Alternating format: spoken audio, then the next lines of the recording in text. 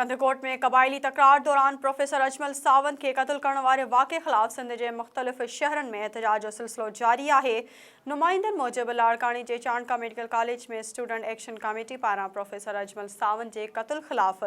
Admin block का main gate ताईं एहतजाजी rally कढी वई, जंहिं दौरान उमर निसार, इरफान फुलपोटो, फरमान खोसो, डाडो असाम नज़ीर ऐं मसरूर तुनियो ॻाल्हाईंदे क़त्ल की मज़म्मत कई ऐं मुतालबो कयो त फौरी तौर कातिलनि खे गिरफ़्तार करे खून सां इंसाफ़ कयो वञे। ॿिए तरफ़ नौशरो फेरोज़ जे सियासी समाजी धुरिन पारां अवामी प्रेस क्लब आॾो प्रोफेसर अजमल सावंत की तस्वीर आॾो ॾिया रोशन करे खेसि भेटा पेश कई वई,